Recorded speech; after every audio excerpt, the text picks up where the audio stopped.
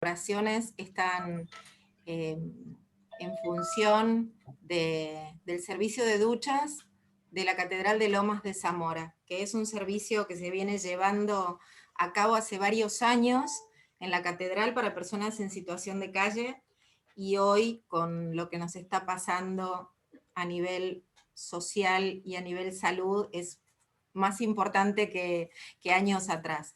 Así que les agradecemos muchísimo y le agradezco especialmente a Roberto también compartir este espacio conmigo. Esto es Casa Escherpa, nuestro centro cultural, y bueno, bienvenidos, bienvenidísimos todos. Ahí entró alguien más. Graciela, ¿cómo estás? A Ana no la veo y a María Laura tampoco. Es que están sin cámara, Roberto. Ah, bueno. ¿Ves los nombres? No veo los nombres, y como yo en esta tecnología soy muy diestro, me doy cuenta que si están sin cámara no se los ve. Eso lo he aprendido. Hola. Hola, Graciela, ¿cómo estás? ¿Qué tal? Bien, ¿y vos? Bienvenida. Gracias. ¿Cómo llegaste hasta aquí?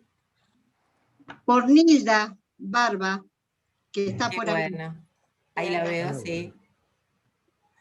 Ahí, por ahí anda Claudia, pero está el nombre solo. No.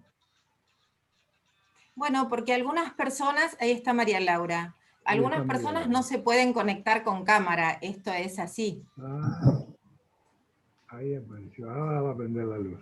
Muy bien. Ana, ¿vos no te podés conectar con cámara? Hola, saludo, buenas tardes. Hola, ¿qué tal, Claudia? ¿cómo estás? Pero voy a apagar la cámara, ¿sí? Porque estoy con la internet muy mal. Bueno. Dale. Buenísimo.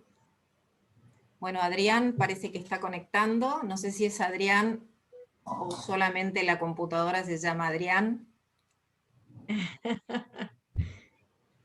Graciela, está. Quiero apagar el micrófono y no puedo. ¿Qué querés? Apagar el micrófono. Yo te lo desactivo desde acá, pero si después vos querés hablar, después, levantás ahí donde dice reacciones y vuelve el micrófono. Ahí está. Bueno, muy bien. Ahora yo les voy a preguntar, ¿todos leyeron Pierre Menard, autor del Quijote? Yo no. ¿Algunos no? Yo sí. Típico, típico. Bueno. Ese es un desafío bárbaro, porque uno va a hablar de Pierre Menard y entonces está recargado, porque tiene que seducir tanto que bueno, mira, lo leí porque oí hablar a Ferro de Pierre Menard, no porque lo había escrito Borges. Entonces uno siente cierta tentación. Muy bien, acá justamente lo que vamos a cuestionar es eso. El nombre del autor. El nombre del autor. Bueno, dice Ana que no tiene cámara, así que buenísimo. Bueno, perfecto. Hola, ¿Y ahora me oís bien, Ana?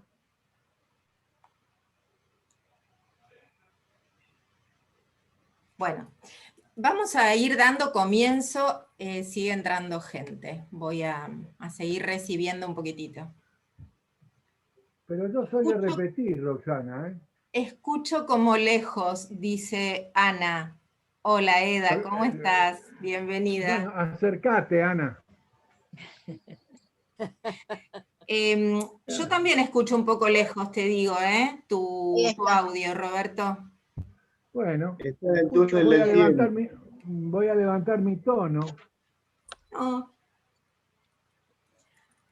Bueno, muy bien, entonces vamos a ir dando comienzo a este encuentro, a esta conversación.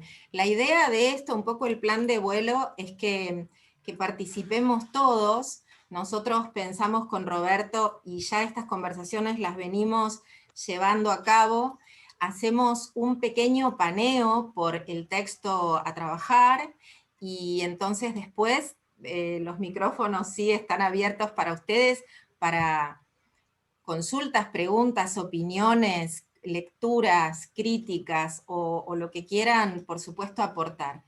Les pido permiso para grabar, porque esto va a quedar grabado y va a quedar en el YouTube, en el canal de YouTube de Casa Sherpa, así que si alguien tiene algún inconveniente con participar de esta grabación, puede apagar su cámara y entonces no aparece. ¿Está bien? ¿Vamos bien? Perfecto, vamos bien. Perfecto. Todo bien. Bueno. Muy bien. Pierre Menard, autor del Quijote, es un texto, como saben, de Jorge Luis Borges, y es un texto que apareció inicialmente en la revista Sur y después publicado en Ficciones, en el libro Ficciones. Para los que no lo han leído, les comentamos brevemente que Pierre Menard, que se plantea el texto desde un narrador crítico que va a contarnos lo que le pasa a este Pierre Menard, que es un autor francés del siglo XX, y que quiere escribir el Quijote.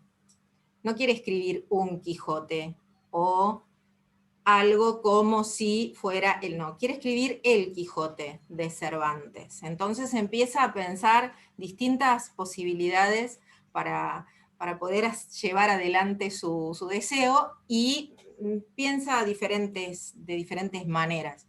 Una de ellas es borrar la historia entre el siglo XVII, o entre 1602 y 1918, que es el momento en el que él va a escribir, y piensa vivir la vida de Cervantes para poder ser Cervantes y escribir el Quijote, pero después no le interesa porque es un recurso demasiado fácil, dice el narrador, y decide que no quiere ser Cervantes, él quiere ser Pierre Menard y escribir el Quijote.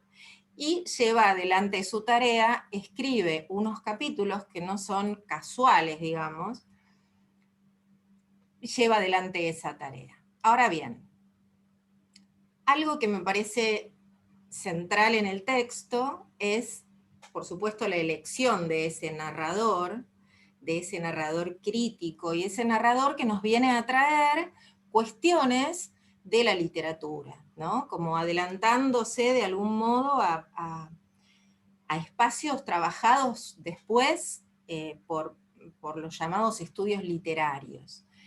Así que cuestiones tales como que el narrador está leyendo otros capítulos, no los que escribió Pierre Menard, está leyendo otros capítulos del Quijote como si los hubiera escrito Pierre Menard, y entonces empieza a pensar que los escribió Pierre Menard y que son mejores que el de Cervantes, ¿no? Entonces, toda esta tensión entre lo que pasa antes de los textos y lo que pasa después de los textos es un poco el recorrido que vamos a hacer. Yo escribí algunas cosas que no me quería olvidar comentarles, y entonces las voy a leer como para darle entrada después a Roberto, que realmente es quien me interesa que hable de esto.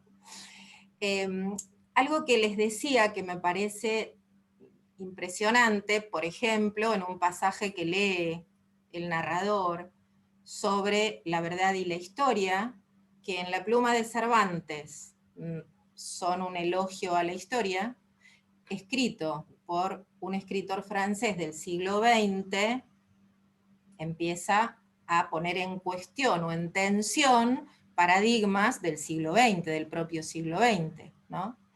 Una de las cosas interesantísimas que dice este narrador es que entre todas las cosas que pasaron entre la escritura de Cervantes y la escritura de Pierre Menard, justamente una de las cosas importantes que pasaron fue el Quijote, ¿no? Formalmente, digamos, lo que en Cervantes implica un uso cotidiano del lenguaje, del español de su momento, en Menard se transforma en un uso de arcaísmos constantes, por ejemplo, ¿no? Así que creo que el texto pone a funcionar cuestiones y conceptos como el de intertextualidad literaria, como la noción de la muerte del autor, ¿no? Que es posterior y ya seguramente lo va a retomar Roberto. Pierre Menard creo que es un espacio espectacular de producción de sentido constante, de lectura constante y de nuevas producciones, ¿no? Y por supuesto, como en toda la obra de Borges y en toda la obra de la literatura, trasciende al autor empírico. ¿Vamos bien? ¿Todo bien? Muy bien, muy bien. Y hay algo que a veces, por ahí, no seguramente a muchos de ustedes, pero a lo mejor a algunos otros sí, pone como una fricción o una tensión cuando uno habla de la muerte del autor o cuando uno habla de la trascendencia del texto. Borges, cuando le preguntaban qué le parecía al Martín Fierro, cómo lo veía el Martín Fierro, y decía, por supuesto, mucho mejor que Hernández, ¿no? A veces esto resulta como un poco antipático si se toma de una manera muy literal, pero está bueno, creo, pensar en que por supuesto que el autor empírico importa y muchísimo, porque si no hubiésemos tenido a Borges no tendríamos su obra increíble, y no tendríamos Pierre Menard.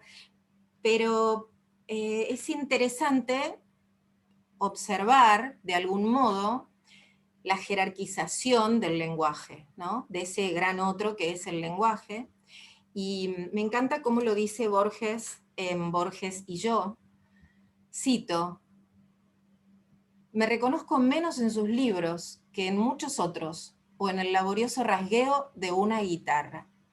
Quizás porque lo bueno ya no es de nadie, ni siquiera del otro, sino del lenguaje o la tradición. Por lo demás, yo estoy destinado a perderme definitivamente. Qué bueno, ¿no?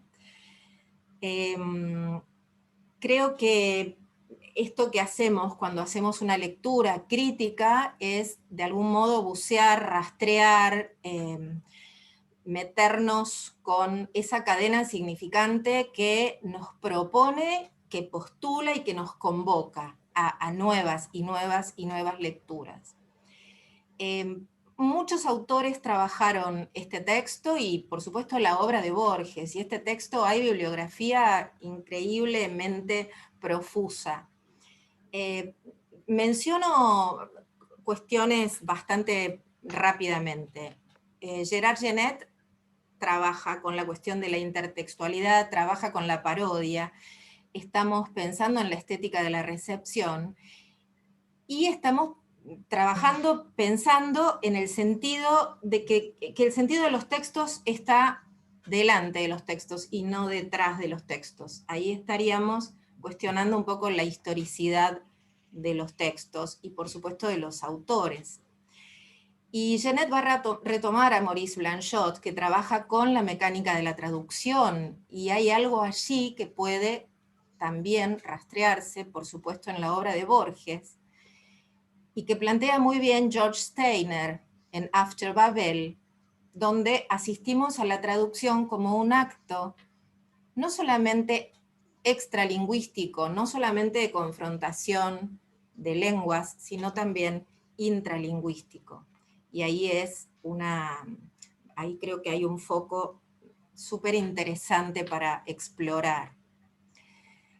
Rodríguez Monegal menciona que Maurice Blanchot se anticipa al trabajo de Genette, que finalmente derivará en su texto Figuras. Y quiero citar esto: esta visión de la literatura, dice Genette, esta visión de la literatura, no tienen en esta visión de la literatura el lugar, ni las referencias, ni la cronología, ni las particularidades de los individuos. Esta poética, digamos, ¿no?, de la recepción, que también está allí como en una frontera porosa de lo colectivo. Para Umberto Eco, en Lector in Fábula, el texto es una máquina perezosa. Se lo digo a Molly esto, porque quería escuchar la palabra de Umberto Eco. El texto es una máquina perezosa que exige del lector un arduo trabajo cooperativo para colmar espacios de lo no dicho y de lo ya dicho. Espacios que por así decirlo, quedan en blanco. Entonces el texto no es más que una máquina presuposicional. Algo que me parece central es que pensemos que estamos en una actividad siempre conjetural en la lectura, ¿no? Y esto me parece que es interesante tener en cuenta. Umberto Eco nos invita a abandonar las lecturas fácticas para dar lugar a las lecturas semiológicas. Y esto estamos allí en la pragmática de la lectura. En su ensayo La postulación de la realidad de discusión, Borges propone algunas distinciones entre lo orgánico y lo estético en la literatura. Y está buenísimo esto para transitar la textualidad de Pierre Menard, autor del Quijote. Borges propone lo romántico y lo clásico como dos figuras arquetípicas o procedimientos, tanto de la escritura como de la lectura. Por un lado, la idea de lo romántico como la expresión a través del lenguaje, como que algo que se siente o se piensa se puede representar a través del lenguaje. Y lo clásico como propio del lenguaje, como propio de ese gran otro que es el lenguaje, ¿no? El clásico, cito a Borges, no desconfía del lenguaje, cree en la suficiente virtud de cada uno de sus signos. Y esta me parece una distinción muy piola para pensar tanto la lectura como la escritura, los que somos escritores, ¿no? Que tiene que ver con esto que decía hace un ratito Borges, lo bueno ya no es de nadie sino del lenguaje o de la tradición. Esa distinción entre el romántico genio creador, poesía eres tú, pero poeta soy yo, hubiera dicho Becker, ¿no? Este romanticismo tan radical frente a una cuestión mucho más colectiva, mucho más que cuenta con el otro, digamos. En Pierre Menard, autor del Quijote, los lectores ingresamos en una textualidad profusamente dialógica que cuestiona las nociones de autor y pone en tensión tanto el acto de escribir como el acto de leer. Lectura y escritura como parte de un mismo dispositivo que postula la vida misma en términos de producción de sentido.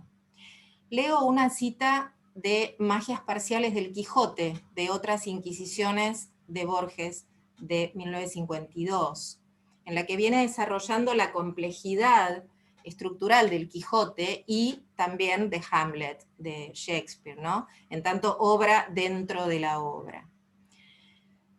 Cito, ¿por qué nos inquieta que el mapa esté incluido en el mapa y las 1001 noches en el libro de las 1001 noches? ¿Por qué nos inquieta que Don Quijote sea lector del Quijote y Hamlet, espectador de Hamlet? Está mencionando escenas, ¿no?, de cada uno. Creo haber dado con la causa.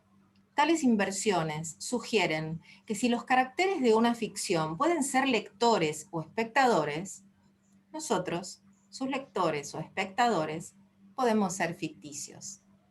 En 1833, Carlyle observó que la historia universal es un infinito libro sagrado, que todos los hombres escriben y leen, en el que todos los hombres escriben y leen y tratan de entender, y en el que también los escriben. También son escritos. Emilio Renzi, el personaje de Ricardo Piglia, trae al inspirador de la obsesión de Pierre Menard de Borges, piensa que es Paul Grusac, y desarrolla todo un diálogo en Respiración artificial, la novela de Piglia. Paradoja de paradojas. Me gusta Anderson Invert porque también encuentra un germen de Pierre Menard en un autor que es Greenwald, que 16 años antes escribe una obsesión por Rey Lear de Shakespeare, de un autor apócrifo que termina escribiendo King Lear de Shakespeare, ¿no?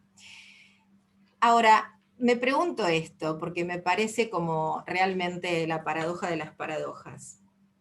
Todo esto que hacía Borges, todo esto que nos enseñaba Borges con sus textos y que nos sigue enseñando con sus textos y con su ficción, con sus ensayos, con su poesía. Hace un tiempo la viuda de Borges tuvo un flor de juicio con un autor, que no me acuerdo el nombre, que lo tengo anotado, Pablo Kachayán, que osó intervenir el Aleph, ¿no? Digo, ¿cómo funciona esto de la intervención textual? ¿Cómo será eso, no? Es algo como para abrir la pregunta y, por supuesto, darle lugar a Roberto ahora con esta breve introducción para que él nos cuente cómo lee Pierre Menard y después abrimos la conversación. Bueno, primero agradecerte, Roxana, la invitación para hablar un poco de literatura. Yo voy a hacer una exposición y voy a tratar de ir lento, imitando un poco el ritmo de Roxana, tan apropiado. En principio, yo voy a tratar de trabajar 4 cuestiones muy puntuales. La primera, responder, hacer una lectura de quién puede ser Pierre Menard. Luego, referirme a lo que podemos llamar que es la ficción especulativa o la ficción conceptual. Luego me voy a detener en la traducción para dar cuenta de cómo Borges consideraba la traducción como una correspondencia de lo que él planteaba para la lectura. Y finalmente, vamos a hablar de la muerte del autor.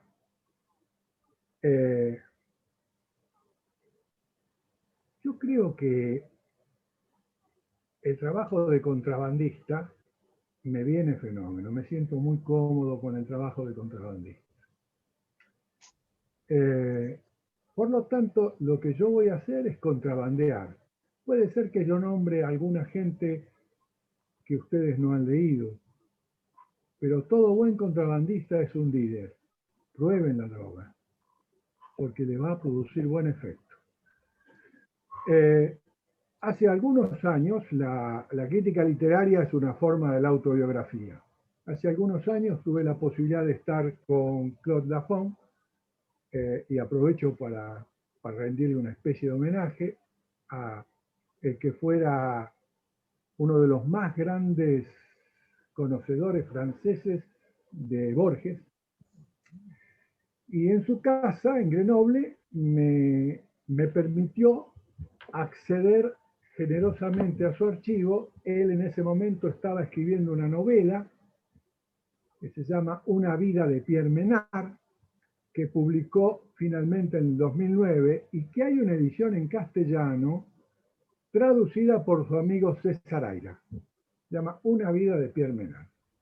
Entonces, la primera parte, tomar postura por quién fue Pierre Menard o a quién alude el texto de Borges, se lo debo a esta investigación de Michel Lafon. En Pierre Menard, autor del Quijote, abundan las referencias explícitas a Valéry, Paul Valéry, y a su personaje Edmond Test, que ostenta un parecido más notorio con el personaje imaginado por Borges. es llamativo el pasaje en el que Borges presenta la genealogía intelectual de Pierre Menard, donde lo describe como, cito, un simbolista de Nîmes, devoto esencialmente de Poe, que engendró a Baudelaire, que engendró a Mallarmé, que engendró a Valéry, que engendró a Edmond Test. En ese pasaje cabe destacar que un actor ficticio,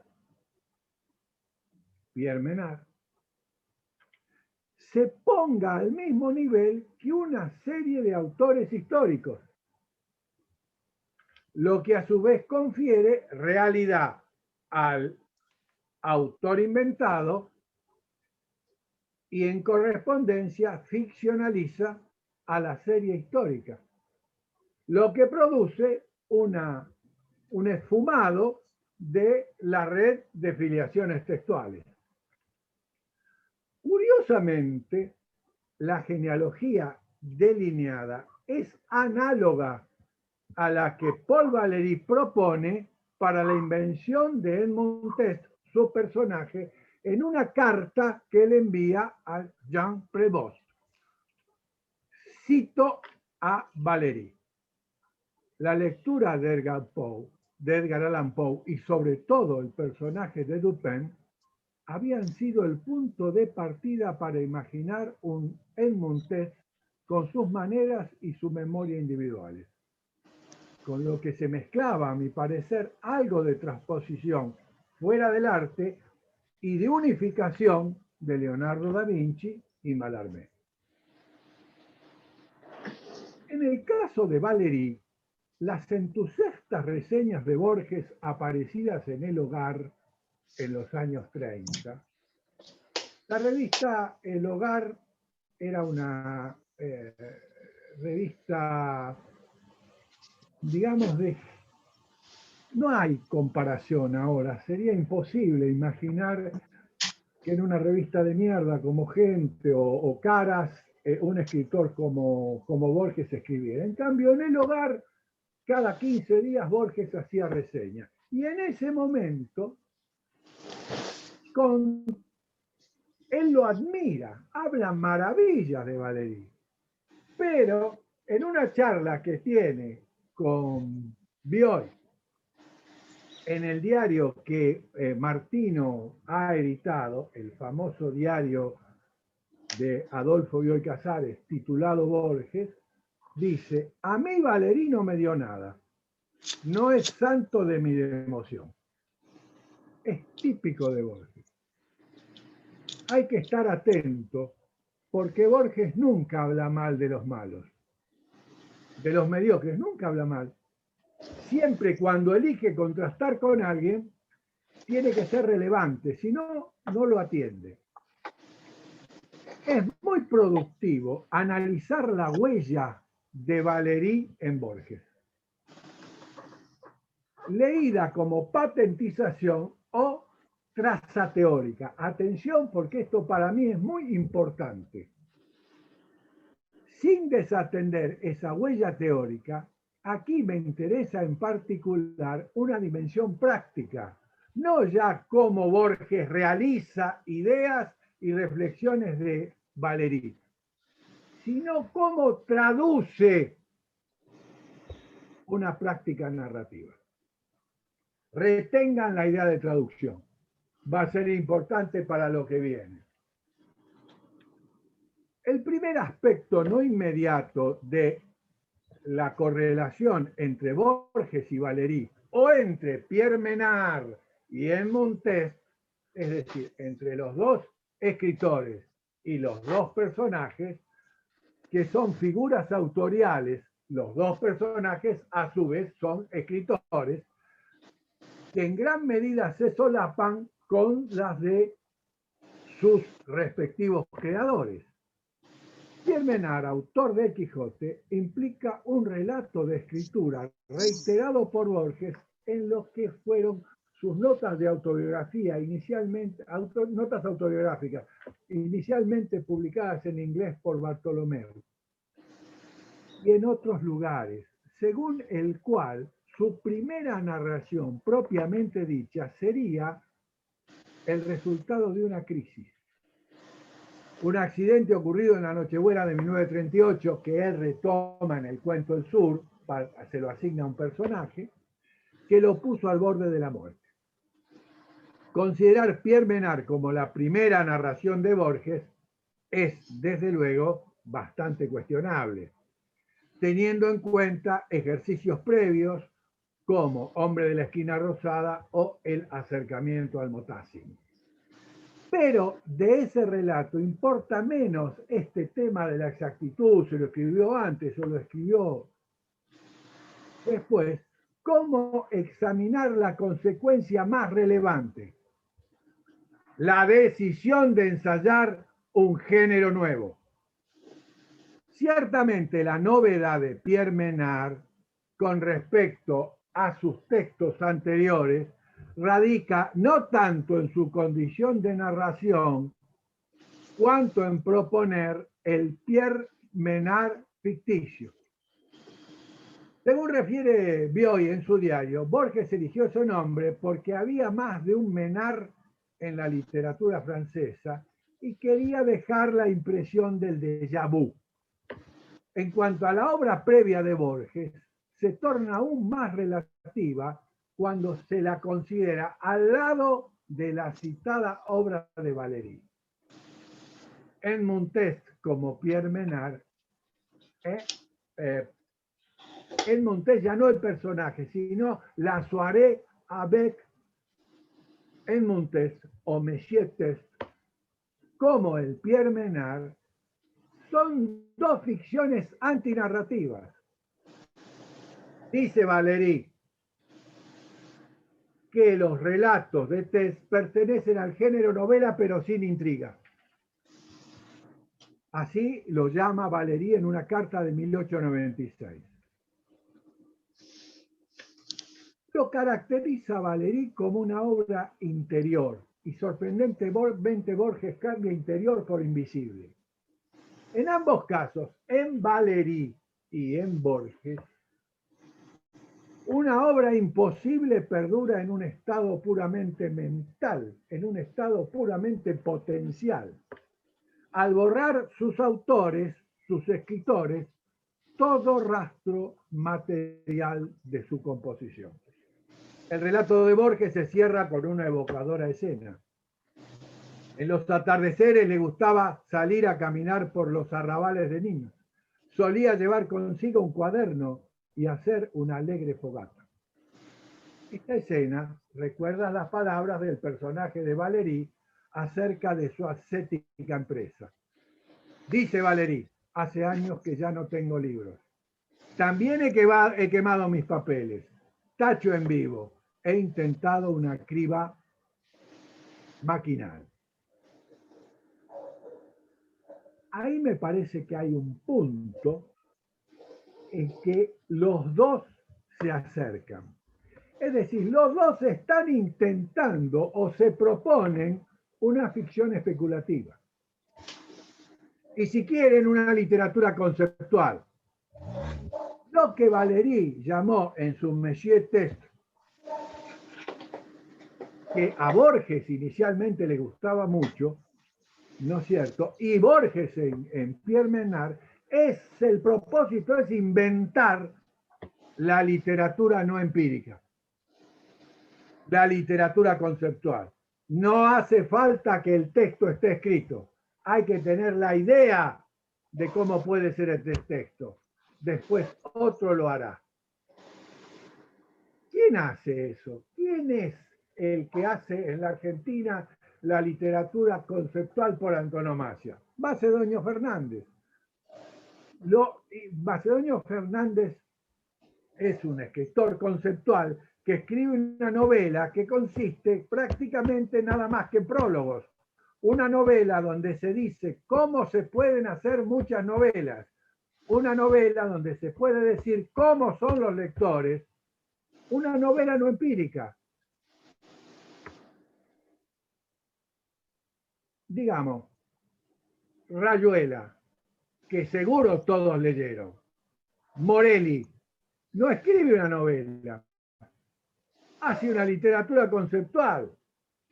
De esa literatura conceptual, Cortázar hace la historia de Horacio Oliveira y la maga. Por lo tanto, Rayuela es, por una parte, literatura conceptual o literatura especulativa, y por otra, la novela. Lo que están planteando Valéry y Borges es un nuevo género, porque en el Pierre Menard prácticamente no hay intriga, no hay acción, hay ficción teórica. Es un tema complejo este, porque la ficción ha podido, sin ninguna dificultad, ficcionalizar todo, la política, la historia, la guerra, el amor, pero muchas veces hay cierta resistencia cuando la literatura se propone ficcionalizar, digamos, la especulación literaria. Primera cuestión, entonces, decimos este punto. ¿Qué pasa con Borges? Borges hacía una especie de ready-made chiquitos, a la manera de Duchamp, ready-made chiquitos. Borges tiene el dominio de la microscopía. Ponía en la pampa unas especies de objetos casi invisibles que tenían una gravitación que todavía hoy estamos tratando de descifrar. Nunca escribió un texto que tuviera más de 10 páginas, porque con ese estilo no se puede escribir un texto que tenga más de 10 páginas. Entonces nunca escribió un texto que tuviera más de 10 páginas, porque ya le parecía demasiado vulgar escribir un texto que tuviera más de 10 páginas. Había tal concentración, y lo de él es una literatura conceptual, que lo tienen claro en Pierre Menard, porque cuando ustedes leen, ¿qué pasa en el Pierre Menard? Pasa la especulación sobre dos cuestiones centrales. La lectura, para lo que yo ahora voy a mostrar la correspondencia para Borges entre lectura y traducción, y la muerte del autor. Quiero hacer una aclaración. La muerte del autor no significa que hay algunos críticos literarios que son asesinos seriales que salen, digamos, a asesinar escritores. No. Lo que ha muerto es la función autor. Ahí hay una resonancia, que es la palabra de Nietzsche. Cuando Nietzsche dice Dios ha muerto, está diciendo se acabaron las causas trascendentes. No hay causas trascendentes. Entonces, el escritor no es una causa trascendente al texto. El escritor no es el autor. Esa es la clave. Cuando decimos autor, le estamos asignando al escritor una función que es el manejo, el predominio, el autoritarismo sobre el sentido del texto. En el Pierre Menard eso se desbarata. Yo siempre evoco, tuve la fortuna de estar presente hace unos cuantos años, el escritor argentino Héctor Libertela, en la presentación de un libro, dijo, mientras nosotros, se refería a mi generación, leíamos a Foucault y a Derrida, Foucault y Derrida leían a Borges. Borges, en dos textos sorprendentes que yo les recomiendo, las versiones homéricas y los traductores de Las Mil y una Noche, propone una serie de argumentos que van a permitir desarrollar su idea de la lectura.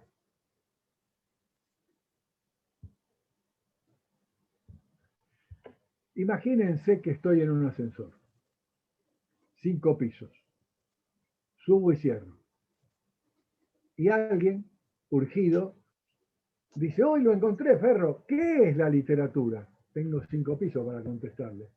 Bueno, me animo a contestarle. Es un espacio en el que algunos escriben y todos leen. La importancia de la lectura es central. Y este es un punto importante. Cuando Borges compara las traducciones de Galland, de Lane, de Barton, de Mardrus, traductores de Las Mil y una Noche, no lo hace para tomar como modelo el original y denunciar de ese modo los desvíos, las adulteraciones a que fue sometido por las diferentes versiones, que lo es lo habitual, la sacralización del texto original. Hace todo lo contrario, dice, celebrar la fidelidad de Mardrus es omitir el alma de Mardrus. Su infidelidad creadora y feliz, es lo que nos debe importar. Es decir, en lugar de asumir el rol de un erudito que recorre las traducciones con el objetivo de hacer el seguimiento de las infracciones y corregirlas para resguardar el valor del original, lee las versiones escrupulosamente, hasta la obsesión del detalle, las compara, analiza cada variante en términos de metáforas o de procedimientos narrativos. No sitúa el original traducido como la regla a partir de la cual aprueba o condena las traducciones, sino que las vincula con los contextos, con los mundos de cada versión, con las circunstancias culturales e históricas en las que cada una fue compuesta. ¿Qué es una traducción? Una lectura escrita. Lo que hace el traductor es escribir su lectura. Lo que está haciendo Borges es el elogio del lector. El libro se sostiene en la mano. El texto, que siempre es móvil, como vamos a ver recién, se sostiene en el lenguaje. Y el sentido del lenguaje varía de acuerdo a todas estas instancias. Su criterio, el criterio de Borges, y ahora ustedes van a ver, ahora voy a tratar de explicarlo con un fragmento de Quijote, de Pierre Menard, autor de Quijote, cómo esto es relevante. Esos 2 textos que les he citado, y que los voy a reiterar, las versiones homéricas y los traductores de Las Mil y una Noche, él los había publicado antes de escribir el Pierre Menard. Su criterio es otorgarle valor a la magnitud significativa que cada versión tiene por alterar, desestabilizar, deslocalizar los sentidos y resituarlos en otra dimensión del tiempo y el espacio. Transformarlos en permeables a alternativas nunca previstas ni imaginadas en el original, pero que al momento de la escritura forman parte del texto y que se trastornarán del mismo modo cuando sean leídas en situaciones radicalmente diferentes. Nosotros, dice Borges, meros lectores anacrónicos del siglo XX, percibimos en ello, en cada una de esas traducciones, el sabor dulzarrón, en el caso de Galland, del siglo XVIII, y no el desvanecido aroma oriental. Con lo que se contacta el lector de una traducción es con la lectura del traductor, no con el texto. En las versiones homéricas afirma, ningún problema tan consustancial con las letras y con su modesto misterio como el que propone la traducción. El lugar que Borges le otorga a la traducción no es accesorio, no es una contingencia secundaria del hacer literario. Es posible pensar que Borges invierte la escala de valores. No concibe la traducción a partir de la literatura, sino que se sirve de la traducción para caracterizar la literatura. Dice Borges, la traducción en cambio parece destinada a ilustrar la discusión estética. ¿Qué son las muchas versiones de la Ilíada de la Ilíada desde Chapman a Magnier, sino las diversas perspectivas de un hecho móvil. Lo dice a principios de los años 30. Dice que el texto es un hecho móvil. ¿Por qué es un hecho móvil? Porque la escritura y la lectura son las únicas instancias en que hay movilidad textual. Si no, el texto queda ahí quieto. El texto es móvil. ¿Por qué es móvil? Porque se mueven los sentidos de acuerdo a los contextos desde los cuales es leído. ¿Qué son las muchas versiones de la Ilíada de Chapman a Magnier, sino diversas perspectivas de un hecho móvil, sino un largo sorteo experimental de omisiones y de énfasis? No hay esencial necesidad de cambiar el idioma. Ese deliberado juego de la atención no es imposible dentro de la misma literatura. Está diciendo, no hace falta que lo pasemos del inglés al castellano para que haya traducción. El lector ya es un traductor. Y luego dice, el concepto de texto definitivo no corresponde sino a la religión o al aburrimiento. Yo voy a repetir, un minuto por favor, se te disparó un llamado. Apareciste acá en el teléfono como, pero bueno. Voy a hacer un chascarrillo que digo muchas veces, pero bueno, uno repite. Cuando a uno le tiran un ladrillo, hace una pared, con un ladrillo hace una pared. Cuando te tiran un texto, haces lecturas. Lo que caracteriza a la valoración de un texto literario es su permanencia en la multiplicidad potencial de lecturas que habilita. En síntesis, los interrogantes que Borges despliega frente a la traducción. ¿En qué época un texto es traducido? ¿Quién es el traductor? ¿Y para qué lectores traduce? Intervienen en la dilucidación de la relevancia que tiene la lectura. Fíjense un fragmento del Pierre Menard.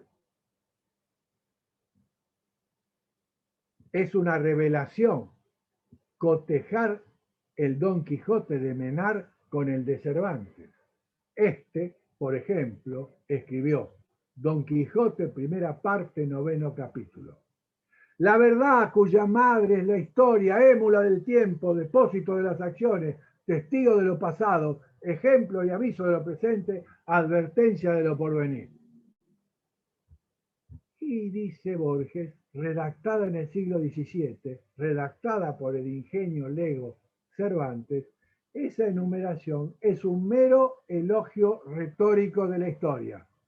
Menard, en cambio, escribe, la verdad cuya madre es la historia, émula del tiempo, depósito de las acciones, testigo de lo pasado, ejemplo y aviso de lo presente, advertencia de lo porvenir. Lo mismo, palabra por palabra.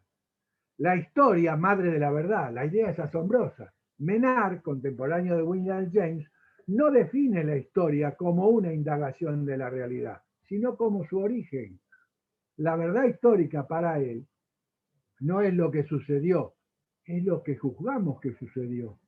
Las cláusulas finales, ejemplo y aviso de lo presente, advertencia de lo porvenir, son descaradamente pragmáticas. Les recuerdo que el pragmatismo en la época de Cervantes no existía. También es vívido el contraste de los estilos. El estilo arcaizante de Menard, extranjero al fin, adolece de alguna afectación. No así el de su precursor, que maneja con desenfado el español corriente de la época. Por lo tanto, Borges aquí, a principios de los años 30, está planteando la enorme dimensión de la lectura. Ahora, quiero llamarles la atención sobre una cuestión. Borges le hace escribir a Menard sobre Quijote, no sobre las memorias de Luis Majul. ¿Me entienden? Porque quizás un texto irrelevante no tiene esa capacidad de producción. Entonces, para Borges, el texto no depende de la tentativa, del proyecto, de la intención del escritor. Esa es la función autor. Nadie dice que el Quijote no es de Cervantes. Lo que decimos es que el sentido del texto no depende de la voluntad o el proyecto de Cervantes, o en todo caso, la voluntad y el proyecto de Cervantes no están en el centro de la escena. Pueden ser importantes para los investigadores, que pueden contrastar eso y buscarlo. Entonces, vuelvo al principio. Siguiendo a Lafon, esta es una versión Lafon Ferro, donde asumo que la figura de Valéry es la figura sobre la cual está parodiando Menard a Valéry. El segundo aspecto es el texto, tanto el de Valéry como el de Borges, pueden ser pensados como literatura especulativa, como literatura conceptual, porque es una literatura potencial. Es una literatura potencial, está en potencia, como el Museo de la Novela de la Eterna del muy estimado Macedonio Fernández, que potencialmente está planteando cómo ha de ser la literatura del siglo XXI, de acuerdo a algo que ya ha repetido mucho Ricardo Piria, y creo que acertadamente. Segunda cuestión. Si asumimos que hay una relación Menard, Valéry, Borges, la reforzamos con la idea que los dos textos asumen un tipo de género narrativo que es, como diría Barthes, lo novelable sin intriga, porque lo que está novelando ahí es lo potencial. Sumado a ello, cuando leemos este fragmento del Pierre Menard, advertimos que palabra por palabra, un fragmento repetido igual, significa distinto. Ahora, si ustedes observan, Borges no está invirtiendo. No, ahora el texto no depende de lo que quiso escribir el escritor y depende de lo que quiso leer el lector. Tampoco es así. No es así. Es decir, él está hablando del sistema del texto, no del sistema del sujeto. Está diciendo que el sentido del texto de alguna manera responde a yacimientos sociales, históricos, complejos, como bien leyó Roxana al principio. El texto ya no es del autor, sino de la tradición. Y finalmente, junto con esto, Borges se desentiende un poco de la idea de propiedad, ¿no? Entonces, todas esas cuestiones están en el texto, por eso es relevante. Ahora bien, quisiera yo desmontar un mito, y me lo permito desmontar porque alguno de los presentes amablemente confesó no haber leído Pierre Menard. Entonces, la afirmación es esta: el único bien no renovable es el tiempo. La mejor sugerencia que puede hacer un oscuro profesor de provincias que ama la literatura es: no pierdan el tiempo. Lean a Borges. Es mentira que Borges es un erudito. Borges no es un erudito, Borges es un gran escritor y juega con cuestiones. Ahora bien, hay que animarse a leerlo, sentarse, y cuando uno le encuentra la vuelta al sur o a ruinas circulares, o se lee el poema conjetural, aparece tu llamado en mi teléfono. Sí, porque te Roxana. quiero decir que nos tenemos que ir. Ah, bueno, por eso me da... Yo en realidad te llamaba 10 minutos antes, porque como está planteado como una conversación, bueno, la gente para que pudiéramos tener mi amor, si intercambio. vos sabés que yo soy un muchacho que perdió en una de sus vueltas alrededor de la calecita del reloj. Recoleto. Bueno, me pueden preguntar lo que quieran, o te pueden preguntar a vos lo que quieran. No, pero ya no podemos. Ya no, porque no bueno, la próxima vez, hace otra reunión para que pregunte. Escuchando a Roberto. ¿Cómo? Lo seguiría escuchando indefinidamente a Roberto. Lo que pasa es que nos tenemos que ir. Nos podemos reunir el próximo jueves a las 18 y están todos invitados y hacemos la parte 2. Todas las preguntas. Y podemos hacer una cosa, porque para eso estamos, muchachos. Entre un jueves y el otro, ustedes lean el Pierre Menard. Suspendan, digamos, los baldes de mierda que recibimos con los medios de comunicación, suspendan eso y, digamos, Borges sigue siendo permanente. Voy a contar algo antes de cortar. Me están entrando los alumnos al aula. No podés contar nada más. El jueves que viene. Esto es lo que se llama censura. El jueves que viene. Suerte, muchachos. Felicidades. El jueves que viene nos vemos a las 18. Chao, hasta luego. Chao.